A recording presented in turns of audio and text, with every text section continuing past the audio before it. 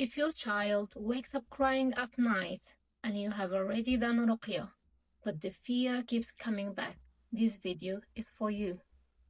Not to scare you, not to overwhelm you, but to explain why this happens and what Islam actually teaches us to do differently. If Ruqyah helped your child even briefly, your dua was accepted. This is not because of weak faith, and it does not mean you failed your child. Most parents were simply never taught how protection is meant to work long term. Before we talk about what to do, I need to remove something heavy from your heart: guilt. Many parents quietly carry this thought: if my child is afraid, it must be because I failed spiritually. That thought is not from Islam. Islam does not place the unseen burden on parents. Allah does not hold you accountable for what you cannot see, what you did not know, what you forgot, what you were too exhausted to do perfectly. Your responsibility is effort, not outcome. Even Prophet Muhammad والسلام, was commanded, convey, not control the results. Fear returning is not punishment. It is not a sign that Allah turned away from you. It's simply information. Many mothers say, I should have done more. I should have known earlier. I should have protected better. But Islam does not work on shoulds. It works on intention and action. You are rewarded for every sincere step, even if the result takes time. And here is something very important: panic, weakness, protection; guilt, weakness, protection; self-blame, weakness, protection. Because protection flows through calm. Children feel safety when their parent is steady, not when they are anxious and afraid of failing. So if fear returned, it does not mean you failed. It means you were never taught the full process. And learning is not failure. Learning is mercy. Let me describe a pattern I see again and again. And as I describe it, you may recognize your own home. A child wakes up crying at night, sometimes screaming, sometimes shaking, sometimes saying they feel scared but can't explain why. The parent panics because fear at night is terrifying for parents. So they do what most caring parents do. They search for dua. They recite Ruqyah. They place their hand on the child. They comfort them. And it works. The child calms down. They fall asleep again. The house becomes quieter. And the parent thinks, Alhamdulillah, it's over. But then, a few nights later, or a week later, it happens again. Same crying, same fear, sometimes even stronger. And this is where confusion begins. The parents start asking, why is this happening again? Did I recite wrong? Did I forget something? Is my faith weak? Is something seriously wrong? This is the moment where many parents begin to blame themselves. They either panic more, overdo Ruqyah, or feel paralyzed and exhausted. Some parents stop altogether out of fear of doing it wrong. Others repeat the same steps without understanding why they are repeating. And the cycle continues. Fear, Ruqyah, relief, fear returns, guilt, panic. This is not because Ruqyah doesn't work. It's because Ruqyah is being used only as a reaction, not as a part of system. This pattern is extremely common and is not a failure. It simply means the parent was never taught how protection is built, how it is maintained, and why relief without structure doesn't last. Islam does not teach us to protect only when fear explodes. Islam teaches us to close the doors before harm enters. Now, let's pause and reframe this Islamically, because this is where many parents misunderstand Ruqyah. Islam does not teach us that Ruqyah is one-time action. Ruqyah is not an emergency button that we press once and forget. In Islam, protection is built the same way faith is built. Consistently, daily, and with awareness. The Prophet ﷺ did not only seek protection after harm appeared. He sought protection before harm had a chance to enter. Morning adhkar, evening adhkar, protection before sleep, protection when leaving the house, protection for children specifically. This tells us something very important. Islam treats protection as a process, not a reaction. Ruqyah has two roles. One role is clearing harm. The other role is preventing harm. Most parents only learn the first role. They learn how to react when fear explodes, but they were never taught how to build a shield around the child's day. So when Ruqyah is only used in moments of panic, it does exactly what it's meant to do. It clears immediately disturbance. But when protection is not maintained, the child remains vulnerable. And vulnerability is not sin. It is simply exposure. Think of it this way. Islam does not tell us to lock the door after someone enters. It teaches us to lock the door before nightfall. Ruqyah is the same.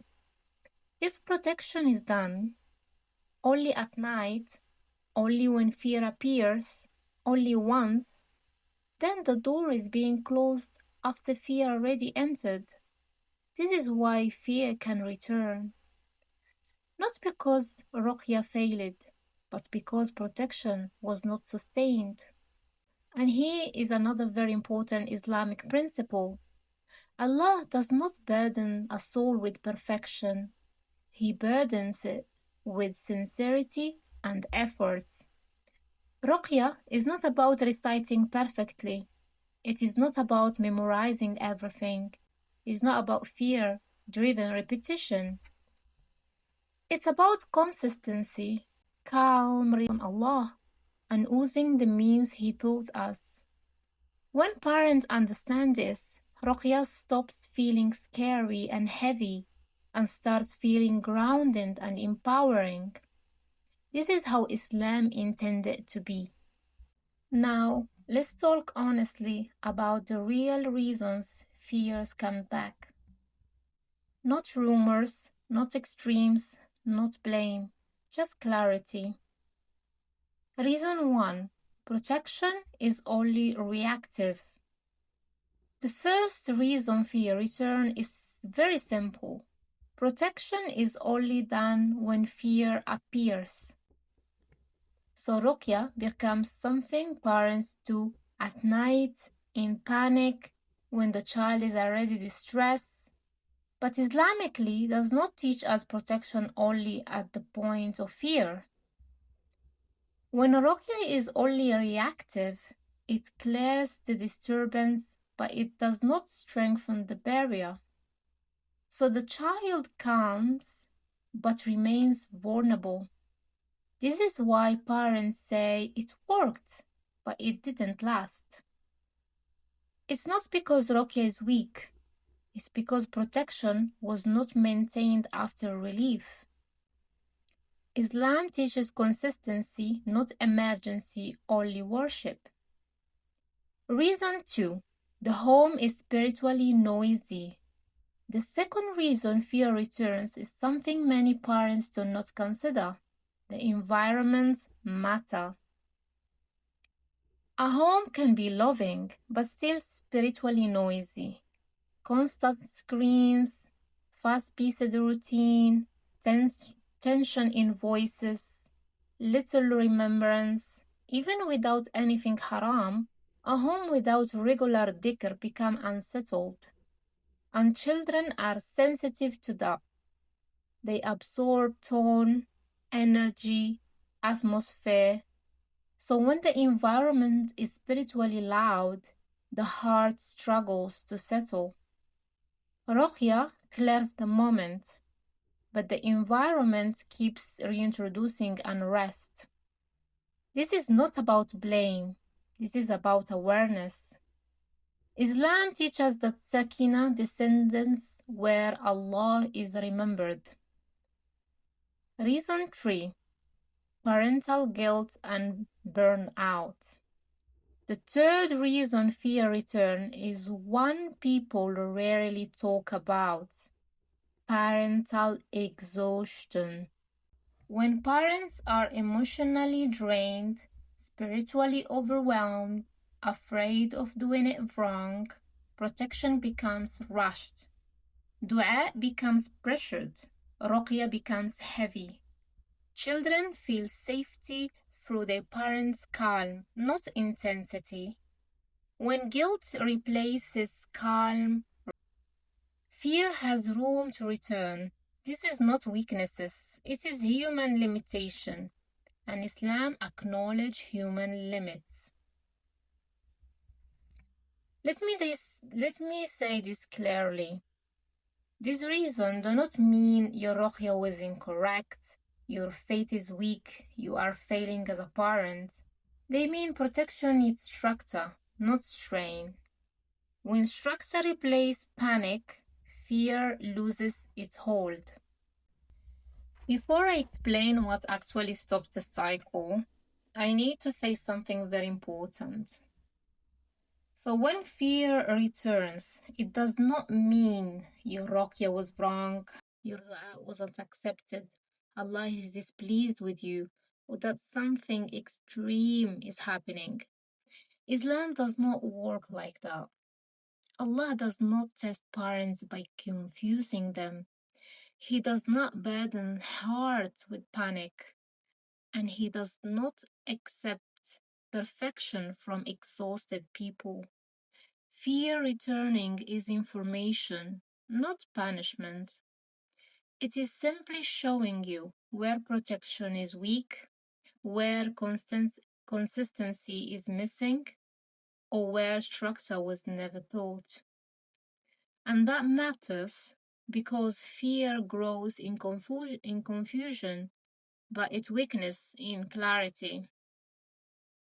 Islam never taught us to fight unseen matters in panic. It taught us to respond with calm, knowledge, consistency, and reliance on Allah. Once this clarity settles in your heart, fear already begins to lose strength. So, what actually stops the cycle? Not more panic, not longer dua lists, not constantly searching for new recitations. What stops the cycle is structure. When parents move from reacting only at night to protecting through the day, things change.